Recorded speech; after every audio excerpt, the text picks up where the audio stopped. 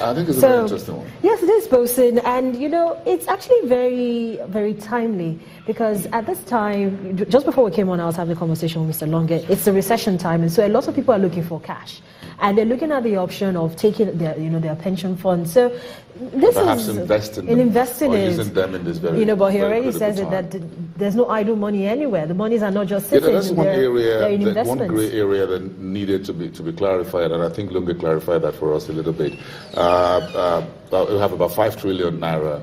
About 5.4 trillion in pensions. None of this money is sitting somewhere as I do cash.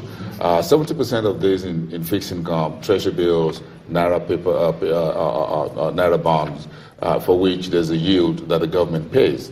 So what Lunga was trying to clarify here for us was that is the job of the government therefore to take out of this 70% of 5.4 trillion, which goes close to 4.8 trillion, I guess they're about 4.5 trillion, and not just use it to pay salaries or the current expenditure, salaries and wages, but to use it for infrastructure. So I think this has redefined the conversation, and I think we need to speak more with someone who will give us perhaps a bigger, bit of a different perspective from what we're doing now.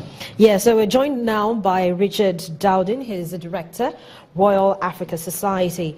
Good afternoon to you, Mr. Dowden. Thank you so much for joining us. So it's 2 days of a lot of brainstorming with experts in the pensions industry and, of course, insurance. Give us a sense of what you are expecting from this particular summit. Well, I hope that what this summit will do is concentrate on these savings that have been made by people all their lives, but how they can be used to transform Nigeria. I think that's if there's a plan then to turn all those savings, rather than just leaving them in the pot, as it were, use them to invest in absolutely no-brainer investments, things like infrastructure, roads, ports, the sort of thing you've been talking about. You're a director at the Royal African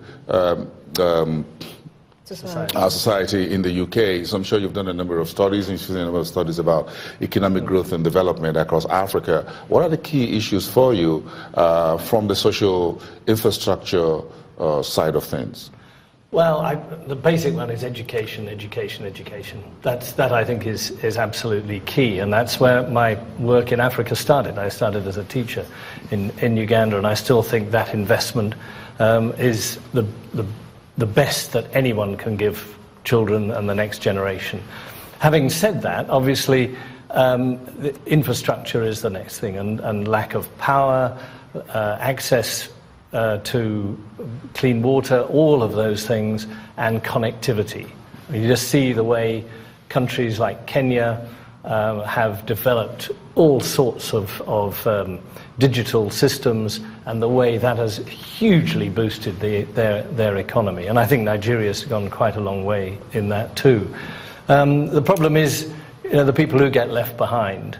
Only a few miles from here, about 3 or 4 miles, there's a place called Durumi, which I visited every time I come to Abuja, and seen it change from a traditional village where, I think when people grew old, the chief, I remember talking to him, he said, well, my family support me, and so on, and this great extended family living in a way that probably hadn't changed in hundreds, maybe thousands of years. I mean, living there. And I went there a couple of days ago. It's an enormous slum now. I couldn't find the chief. I couldn't find anybody who I'd met before. And I think that's the sort of wrong sort of development, where there's huge rutted roads, there's water, sewage lying around, the houses are just put together anyhow. There's been no plan. I gather there is a plan for it, and this is maybe temporary. But nevertheless, that temporary position of a slum, it's turned in from a village to a slum. I think that's one of the biggest problems in Africa, where young people drift to town with very little, probably not a great education, and just start looking for odd jobs. So you think we have some issues with urban planning and management, managing mega cities in Africa, developing, because the population growth is quite massive. For Nigeria, 2.8% over a period, and you'd grow in GDP. If your GDP grows slower than your population growth, then you're in some sort of trouble, because you have more mouths to feed, more mouths to put money in their pocket and put jobs in their hands and put education in their brain. You have a lot of issues. So we come down to funding. If you look at examples across Europe and the UK, for example, what does it reveal about how these have been funded, and what options do you think governments have across Africa to tap into?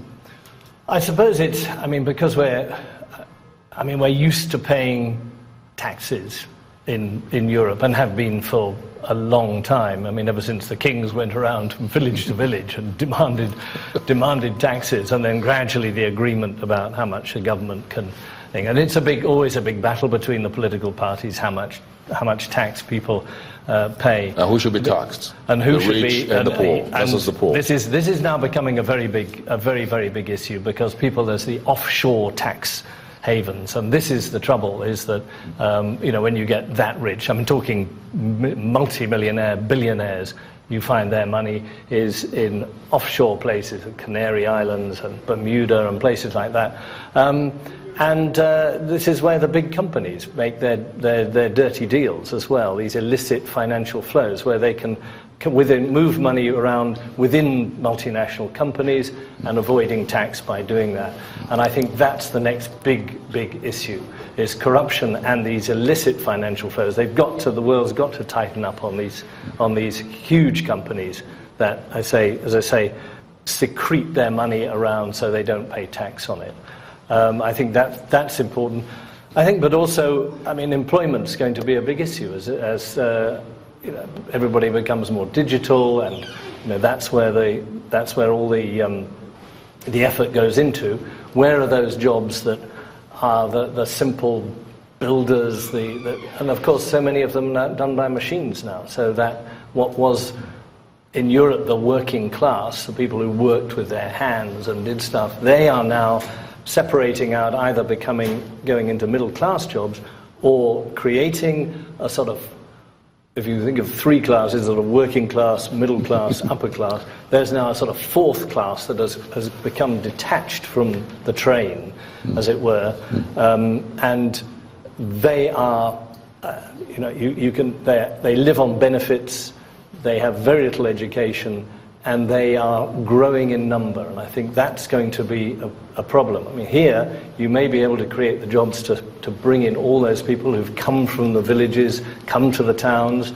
I hope they will find jobs, but in Britain, in Europe, and in America, those unskilled people are now become detached from the rest of society because they have no way of making money.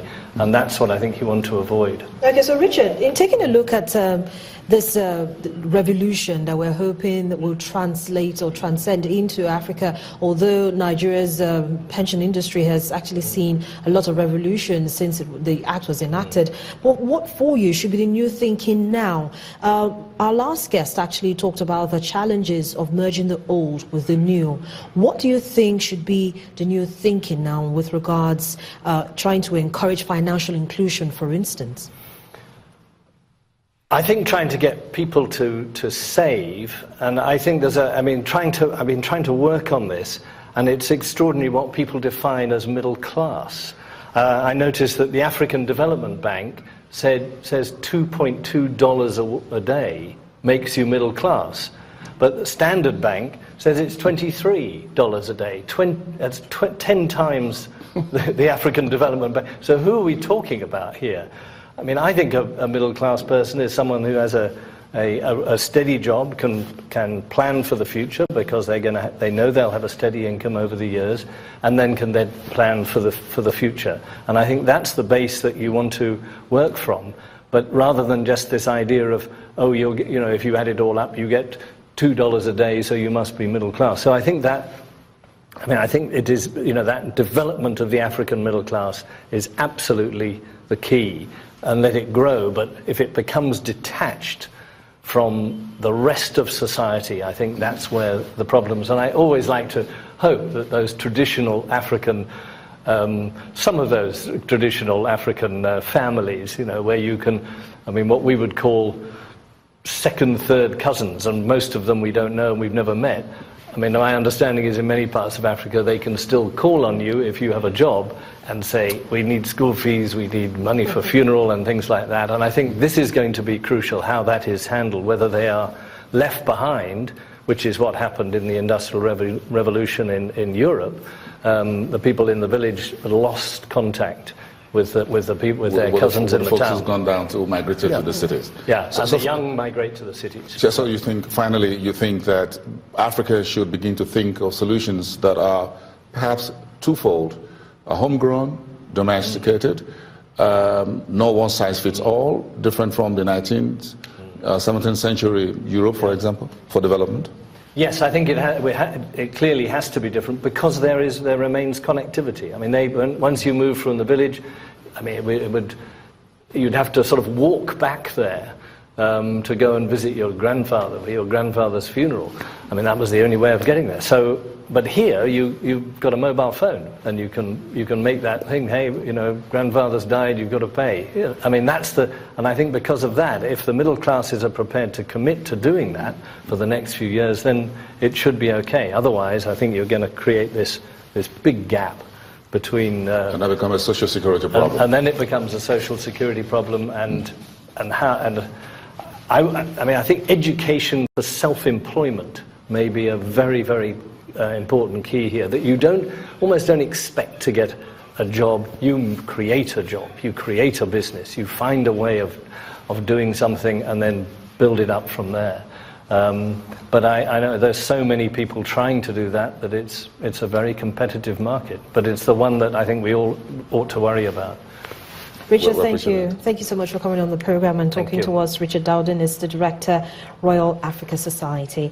Well, Bosun, that kind of also tells us what other conversations are going to be like for the next couple of hours today and tomorrow here at the World Pension Summit Africa Special. Yes, I think so. I think the perspective that Richard has brought into this is the fact that it's not just about pension. We need to look at population, demography, and what have you. Because if you keep changing pension from the corporate side for those who have jobs, what about those who don't have jobs? So we're talking about individual pension. So there should be more innovative. If you look at Nigeria and many African countries, for example, you have a very majority in the informal sector of the economy. So you need to think about these individuals. You need to think about how we get technology to them, how we can use technology to bring them into the pension and or social security, as it's called in other African markets, social security bracket.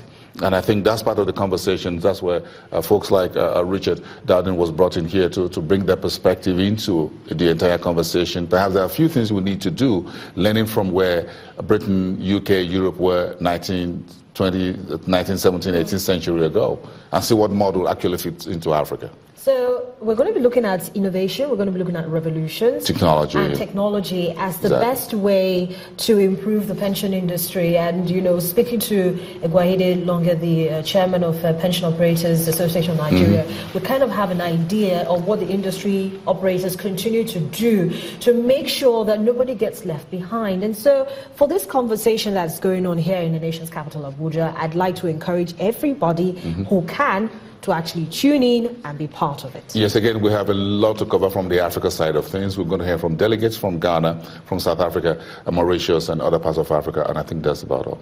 Well, thank you so much, Bosun, and thank you for also staying with us. That's the much we can take for now from the World Pension Summit Africa Special.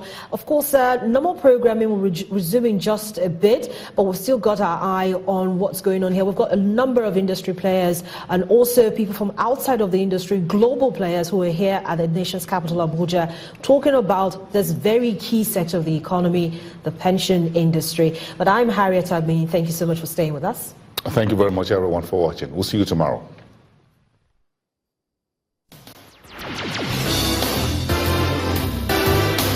This is a live Channels television event.